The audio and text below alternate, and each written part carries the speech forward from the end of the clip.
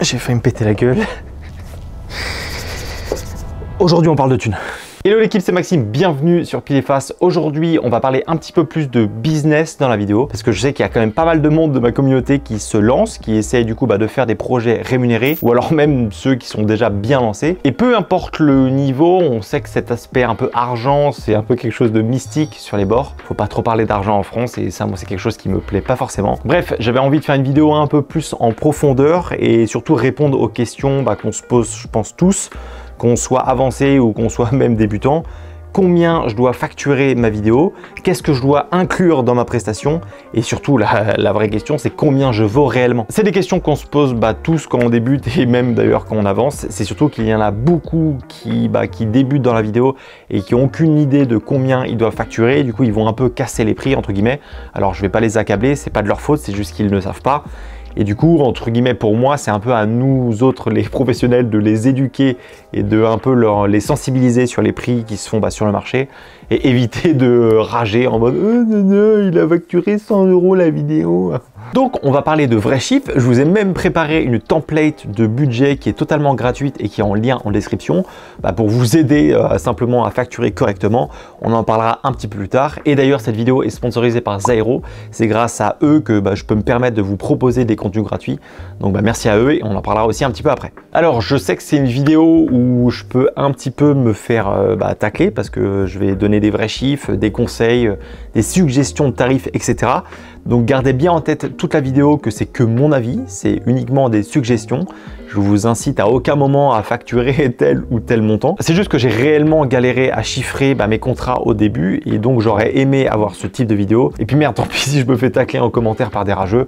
Mon but avec cette vidéo, c'est d'en aider un maximum. Donc si j'en ai aidé certains d'entre vous, au moins j'aurais rempli ma mission. Alors je vais tourner ça en mode de tips comme j'ai l'habitude de le faire. Alors encore une fois, gardez bien en tête que c'est que mon avis, ma technique, c'est pas forcément la meilleure qui existe, mais ça a bien marché pour moi et aussi pour les gens que je côtoie, de ce que j'ai compris. Donc on est parti avec le premier tips qui va être de faire son benchmark. Alors un benchmark, en gros, c'est le fait de faire ses recherches sur son marché. J'entends par là d'avoir un maximum d'informations sur la pratique dans le secteur dans lequel vous voulez vous lancer. Je prends un exemple, vous voulez faire de la vidéo de mariage. Première étape avant de vous dire ok je vais facturer tant pour ce type de projet, c'est d'aller voir et d'aller faire vos recherches sur combien facturent les autres personnes sur votre secteur et surtout quel type de prestations ils proposent. Ce qui est important de comprendre, c'est qu'entre guillemets, il y a un peu près 3-4 stades dans la carrière d'ailleurs de n'importe qui.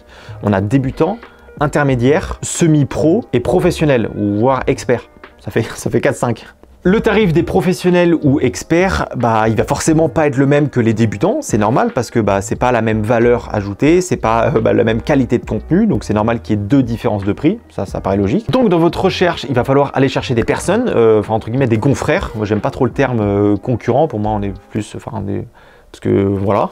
Donc vous devez aller chercher justement vos confrères pour savoir à peu près combien eux facturent et quel type de prestations ils font. Ce qui est compliqué, c'est qu'après avoir identifié vos confrères, donc ceux qui sont dans la même activité que vous et à peu près au même niveau que vous, il est hyper dur, voire même impossible de connaître leur prix. Ça paraît à peu près normal. Donc pour connaître entre guillemets leur prix, il n'y a pas 10 000 solutions. Ça sert à rien de leur envoyer un message en mode salut, combien tu factures ta vidéo? Parce que moi je suis paumé, parce que vous n'allez jamais avoir de réponse. C'est un peu la mentalité à la française qu'on est en train d'essayer de faire bouger. Mais du coup, on peut quand même se rapprocher de ces personnes-là, se donner des conseils un petit peu à droite à gauche, commencer à nouer un lien, ça peut même devenir des potes. Et à ce moment-là, on peut discuter un peu de tarifs de chacun. Moi, perso, j'étais un petit peu paumé niveau prix quand je me suis lancé. Donc du coup, j'ai contacté des gars qui sont devenus des potes par la suite parce qu'on commençait à pas mal discuter sur notre métier. Et au fil du temps, on a commencé à parler des tarifs qu'appliquait chacun. Et je me suis rendu compte que j'étais vraiment beaucoup plus bas que la personne, que mon pote. Et alors qu'on faisait à peu près le même type de vidéo. Et du coup, je me suis rendu compte qu'il fallait que je remonte mes prix pour être au prix du marché. Et ça, je vous avoue que ça m'a quand même pas mal aidé. Bref, ça prend du temps de trouver des gens comme ça. Il y a surtout énormément de bénéfices à s'entourer des personnes qui sont un petit peu dans votre milieu ou en tout cas qui comprennent les enjeux que vous avez avec votre métier. Mais bon, ça, je pense qu'on en parlera dans une autre vidéo. Mais si jamais vous voulez connaître les prix de vos confrères, un autre bon moyen qui est gratuit et qui est surtout en ligne, c'est les plateformes de freelance. Je pense notamment à Malte, qui est une plateforme du coup qui va répertorier pas mal de freelance dans tous les domaines et surtout dans toutes les localisations, donc ça peut être assez pratique. Donc ça peut vous donner un petit peu une idée de combien vous pouvez facturer en fonction de votre niveau et de où est-ce que vous habitez. Et bah ça, je vous avoue que c'est assez pratique. Tout ça va vous permettre de déterminer votre prix, ce que clairement vous valez, mais ça, on va en parler un petit peu après. Deuxième tips, quand vous avez un projet avec un client, un pote ou n'importe qui, forcément, il va y avoir une discussion sur la rémunération. Et je pense, en tout cas personnellement, qu'il y a quelques règles à respecter pour avoir un maximum de chances de signer le projet avec un prix qui vous convient. Première chose, après qu'il y ait eu un échange de mails ou de messages avec votre client pour le projet, il faut pour moi avoir le plus rapidement possible la personne au téléphone ou alors en visio ou même en direct. Déjà, ça va vous permettre de savoir si la personne est sérieuse ou non. Vous allez forcément récolter beaucoup plus d'informations dans une discussion, enfin dans une conversation entre guillemets humain à humain que dans un mail. Et il ne faut pas oublier aussi qu'on est humain, donc forcément la conversation entre deux personnes, ça peut créer des liens assez rapidement. Et ça forcément c'est quelque chose qui va être bénéfique sur l'avancée du projet. Quand vous avez la personne au téléphone, en visio ou même en direct, votre but c'est de la laisser parler un maximum ou du moins de poser les bonnes questions pour la faire parler. C'est impossible de chiffrer une vidéo d'un client qui vous dit par mail bonjour, je voudrais faire une vidéo de 1 minute 30 de mon service, ça coûte combien? Non, ça va pas être assez comme information. La vidéo elle est destinée à qui et pourquoi? Il y a combien de personnes à filmer? Est-ce que c'est uniquement vos locaux ou alors faut aller chez le client? Est-ce qu'il y a des interviews à faire? Combien de personnes? Est-ce que c'est scénarisé ou pas? Bref, toutes les questions liées à l'entreprise, à la personne que vous avez en face de vous, au projet vidéo, pour déjà bien comprendre comment fonctionne et bien comprendre surtout les attentes de votre client et surtout pouvoir chiffrer quelque chose de cohérent. Donc posez les bonnes questions et ensuite petit à petit vous affinez vers ce qui vous intéresse, le type de vidéo, la durée. Vous pouvez aussi lui demander des références, donc des vidéos qu'il a bien aimées. En général, il va vous montrer la vidéo du concurrent, il va vous demander de faire pareil mais en mieux. Et l'information la plus importante de toutes, c'est son budget. Je sais que c'est hyper compliqué de demander le budget à son client, mais je pense que c'est une des questions les plus importantes à demander. Le nombre de fois où des vidéastes proposent un budget à 5 000 € parce qu'ils disent que ça va le faire et qu'en fait lui, le client dans sa tête, il avait 10 000 €, donc voilà, tu t'es, entre guillemets, tu as perdu l'occasion de faire un plus gros projet. En fait, demander le budget, ça vous permet surtout de savoir qu'est-ce que vous allez pouvoir faire. Imaginez une vidéo d'1 minute 30 d'un service dans une entreprise. Si jamais vous avez 10 000 balles de budget, vous allez pouvoir faire plusieurs jours de tournage, prendre un deuxième cadreur, prendre un ingé son, etc. Par contre, s'il a que 1 000 €, là forcément, ça va falloir réduire les coûts. Donc vous allez peut-être tourner un peu moins, vous allez peut-être être du coup tout seul sur une demi-journée. Donc forcément, ça va pas être le même résultat. Et ça aussi, c'est ce qu'il faut faire comprendre au client. Alors la plupart du temps, le client ne vous donnera jamais son budget. Il vous dira toujours non, j'ai rien en tête, mais proposez-moi quelque chose. La réponse assez classique. Mais c'est à vous d'appuyer sur cette partie budget en lui faisant comprendre que c'est dans son intérêt. Même s'il n'a pas de budget en tête, vous pouvez toujours demander une fourchette de prix. Ça peut quand même pas mal vous aiguiller. De temps en temps, ils sont un peu plus aptes à vous donner une fourchette. Alors aussi, dans la conversation, un petit classique, c'est qu'il va vous demander, du coup, pour un projet comme ça, combien ça coûte.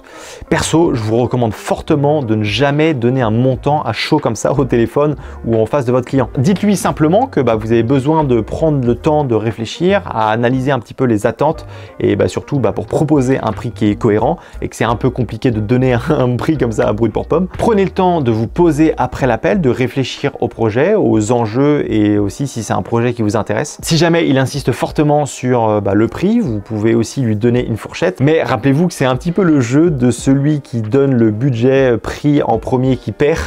Donc essayez d'obtenir le budget en premier et vous allez voir que ça va vous aider pas mal. Une fois que vous avez toutes les infos sur la vidéo, on va pouvoir chiffrer. Mais avant de vous montrer mon calculateur que je vous ai préparé, je vais vous parler du sponsor de la vidéo qui est Zairo. Parce que forcément pour vendre vos prestations, il faut que vos clients potentiels puissent voir ce que vous êtes capable de faire. Et donc forcément, il faut que vous mettiez en place votre portfolio. Et donc Zairo, c'est typiquement un créateur de site internet qui va vous plaire déjà parce que c'est hyper intuitif. Ça permet de créer son site internet très facilement juste en déplaçant les blocs à notre envie. En plus, il y a plein de templates pour justement vous aider à créer un site qui correspond à votre secteur d'activité, mais aussi à vos goûts et ce que vous avez envie d'avoir sur votre site simplement. Pareil, si jamais à un moment donné, vous voulez, je sais pas, vendre vos prints ou alors vendre des choses, il y a aussi la possibilité de créer votre boutique en ligne directement sur votre site, hyper bien géré, vous n'avez pas du tout à vous prendre la tête sur les systèmes de paiement, etc. Donc ça, je vous avoue, c'est hyper pratique. Bref, Zairo, c'est un service qui fonctionne très bien, qui est extrêmement facile et et surtout qui est plutôt bien abordable. C'est un des moins chers du marché et honnêtement le service est plutôt top. Donc si vous cherchez à créer votre site internet pour vos vidéos, photos, etc., je peux que vous recommander Zairo. En plus la vitesse de chargement est top, donc quand on a pas mal de photos, vidéos sur son site, c'est plutôt bien pratique. Donc si Zairo vous intéresse, je vous mets le lien en description et en passant par mon lien, vous aurez 3 mois supplémentaires gratuits pour tout plan annuel. Donc merci à Zairo pour leur confiance et aussi merci de suivre la chaîne depuis pas mal de temps et nous on reprend notre vidéo. Bon, maintenant qu'on a toutes les infos, va falloir chiffrer ça correctement et pas donner un prix au pif. Donc il faut qu'on prévoie plusieurs choses, votre coût, combien vous souhaitez vous rémunérer pour votre prestation, les charges, c'est-à-dire les frais que vous allez avoir pour réaliser la vidéo, le matos, la sous-traitance, les frais annexes, etc. Et c'est souvent le bon défaut des vidéastes, c'est le fait de pas tout facturer. Dans une vidéo, vous facturez pas juste les prises de vue, vous avez le tournage, le montage, les frais de déplacement, la préparation du projet, les retours vidéo, le matériel, la musique, les logiciels. Bref, c'est un package tout entier qu'il faut inclure du coup dans votre devis. Si on prend la première ligne, donc votre coût, votre prestation à vous, alors, je vais vous donner une espèce d'estimation de ce que vous pouvez facturer en fonction de votre niveau. C'est des estimations à prendre avec des pincettes parce que c'est une moyenne de mon avis, mais aussi l'avis d'une dizaine de personnes qui sont pros dans la vidéo, à qui j'ai posé la question de combien facturer sur un taux journalier, donc c'est-à-dire combien facturer sur une seule journée de tournage ou de montage. J'ai fait exprès de ne pas séparer les deux en fonction du niveau. Donc gardez bien en tête que c'est un prix hors taxe par journée et du coup pour du montage ou du tournage. Et j'ai séparé ça en 4 catégories. Débutant, donc c'est pour moi quelqu'un qui a que quelques vidéos à son actif mais qui en a 0 de rémunéré. Intermédiaire, donc là c'est quelqu'un qui a fait peut-être 2-3 vidéos rémunérées, donc déjà des projets avec des clients. Professionnel, donc c'est quelqu'un qui en vit pleinement, c'est qui a fait pas mal de vidéos depuis quelques temps. Et expert, donc c'est quelqu'un qui est reconnu dans son métier et qui forcément est plutôt chaud en vidéo. Donc voici la moyenne des résultats.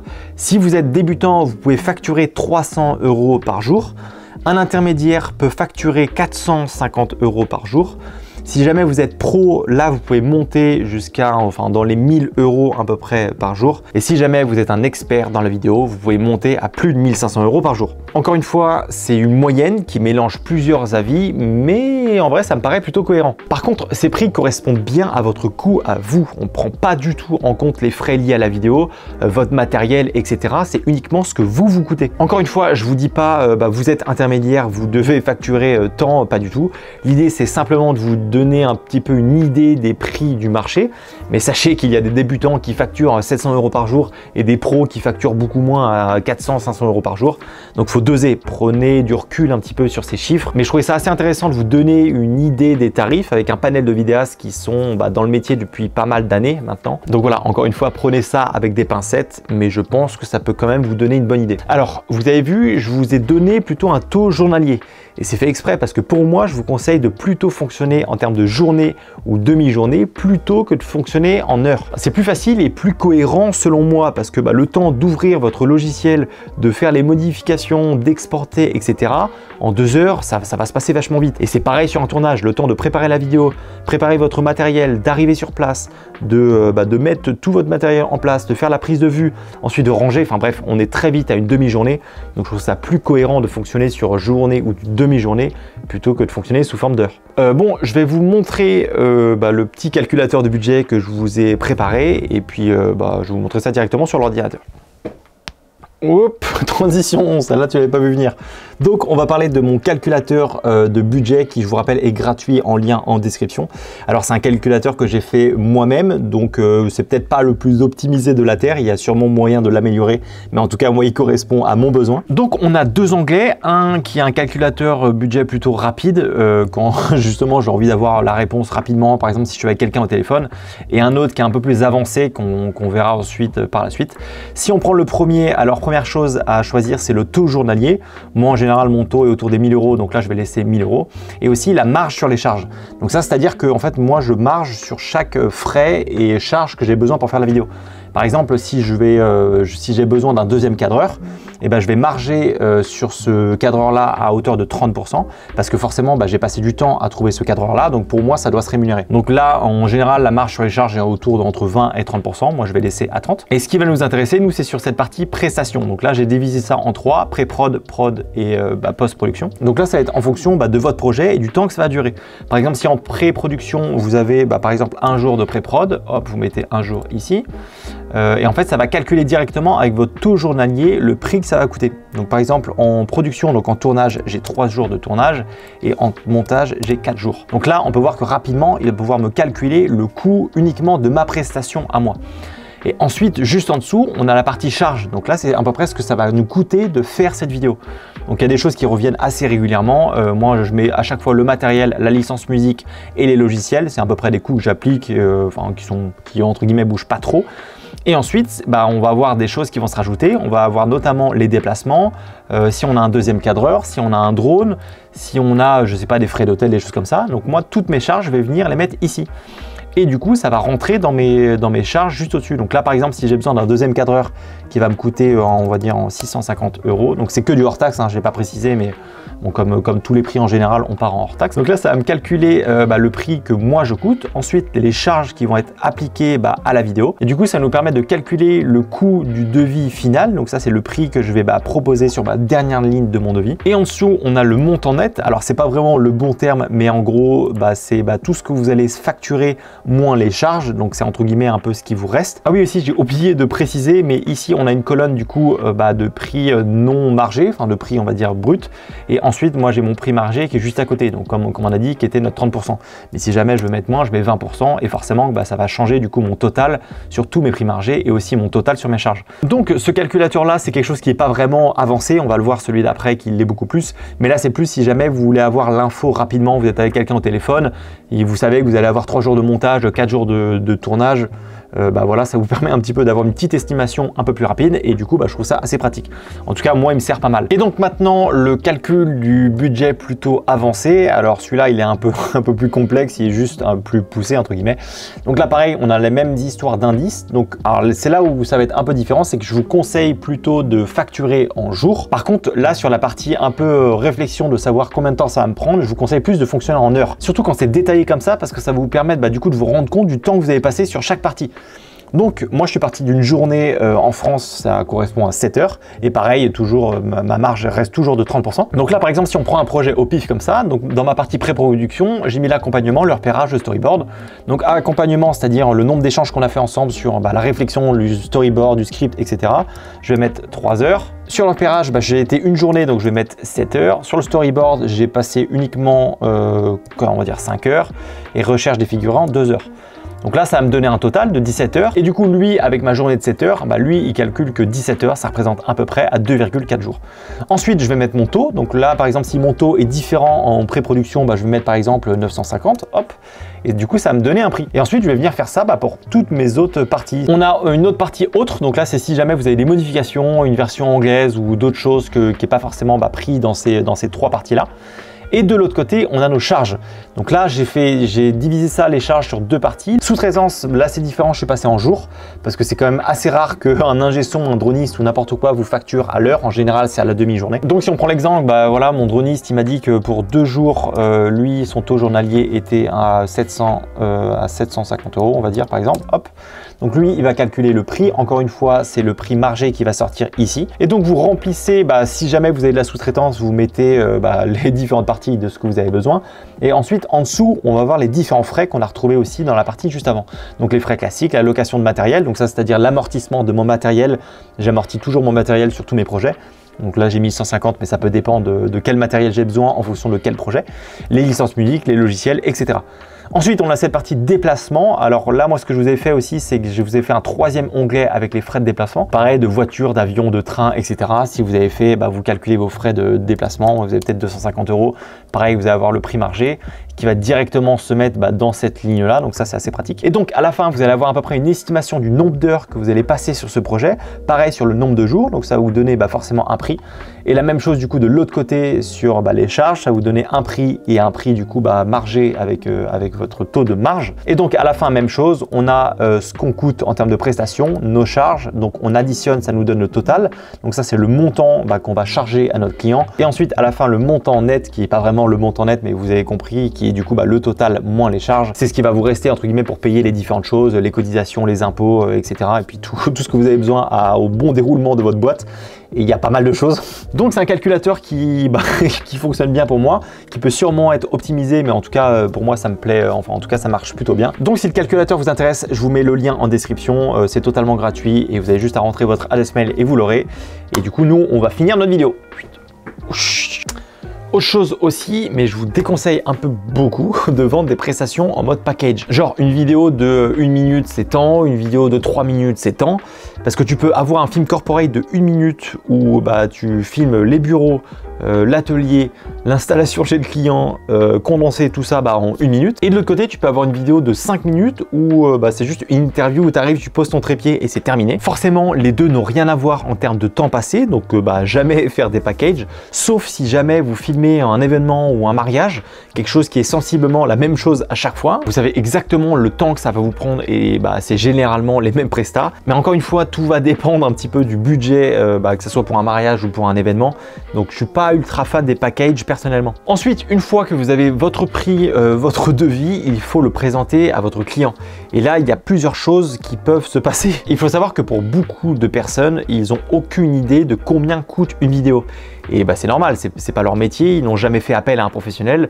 Donc de temps en temps, on peut avoir une réaction en mode ah ouais, putain, c'est aussi cher que ça quoi. Et là, c'est notre rôle à nous, professionnels, d'éduquer entre guillemets gentiment ces personnes-là en mode oui, c'est pas uniquement la vidéo, c'est la prestation, c'est le matériel, c'est l'expertise, c'est les logiciels, c'est les assurances, etc. qui englobent ce prix. Et donc vous avez la possibilité de justifier ces prix par toutes ces choses auxquelles on pense pas forcément, qu'on se dit qu'on va faire une vidéo.